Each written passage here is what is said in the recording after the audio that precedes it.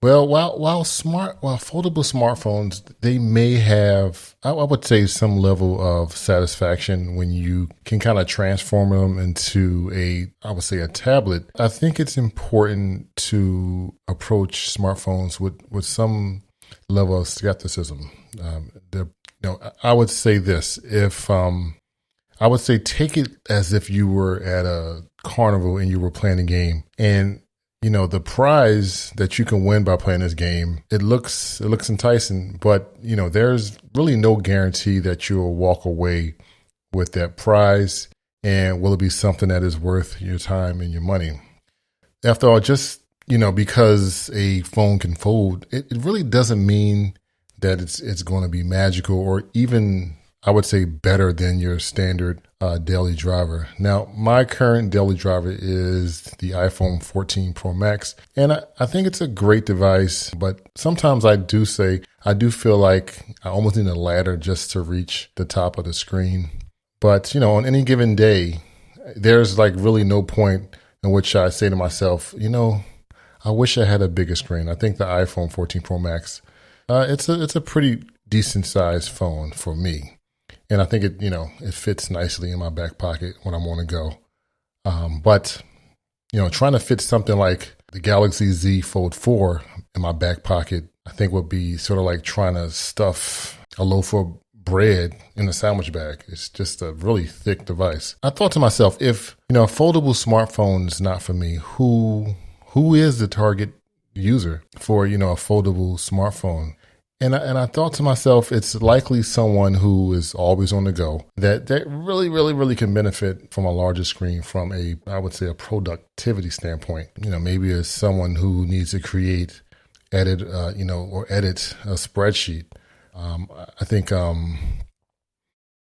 foldable smartphone is sort of like a double-edged sword. They offer the gift of a larger screen, but at the cost of, I would say, an additional step. It's sort of like, constantly having to unwrap, I would say, a birthday present before you can enjoy it. And that's something I don't think I would like to do. I just want to pull my phone out of my pocket and start using it. And I've come to the conclusion, I don't know, with the bad battery life, it's sort of like having a car with a leaky gas tank, and it's just not sustainable.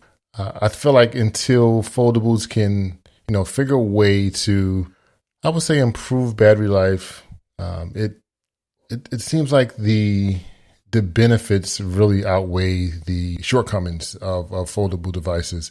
And I also think and this is really important, that developers, they don't really see the benefits right now of developing applications for a foldable device.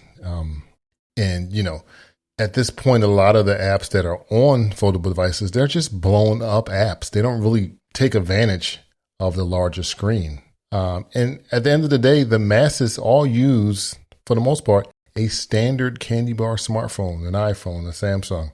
And it's also worth mentioning that 99% of smartphone users, they're still holding out for the whole foldable trend. No one wants a foldable phone at this point. And maybe we're just too attached to our, reliable, non-bendy smartphones. So I will say this, at least my iPhone 14 Pro Max, I can count on it to have reliable battery life and to keep me connected. And, speaking of iPhones, I can say this, I would not, I don't know. I think I would definitely jump on I feel like I would jump on the foldable bandwagon if Tim Cook gets on stage and announces a foldable iPhone. And at the end, I kind of know that everything I said kind of contradicts, my idea of I would buy a foldable iPhone. But I think Apple, they've always been kind of slow to technology offerings. I mean, just look how long it took them. I feel like it took them forever to add a 120 hertz refresh rate to their iPhones. It took forever, and the competition was already doing 120 hertz. And don't get me started about 5G. That took forever. I think they literally were lagging behind the competition. But hey, I guess Apple, they just like to take their time and make sure that, they get it right, which I'm okay with. But before I jump on the bandwagon, I also think developers will jump on the bandwagon as well when it comes to developing apps for Apple. And I think it's because of the financial benefits that Apple brings to developing apps. It's like the pot of gold is at the end of the fold. Get it? Gold at the end of the fold. Anyway, I think you get it. Compared to, the competition of developing an app for Android, where the financial benefits might not be as good as Apple. And, Apple,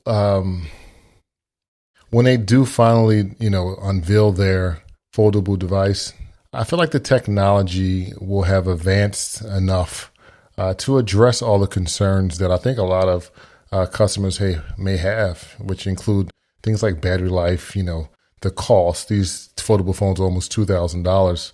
And, I have the feeling that Apple, at this point right now, is putting all their marbles with AR. So I don't know if foldables are really at the top of that list. But as I wrap up, I am kind of curious to know your perspective on foldable smartphones.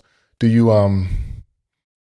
you hold a certain level of skepticism towards the emerging technology, or do you acknowledge that the potential benefits of having a larger foldable screen, despite the challenges of battery life and durability and costs, let me know. I want you to share your insight and your opinion in the comment section below. Also, don't forget to subscribe, or else I will make you do household chores. I'll make you do it. I'll find you and you'll have to do household chores. So please don't forget to subscribe. It really helps out the channel. And I'll see you guys in the next one. Later. Bye-bye.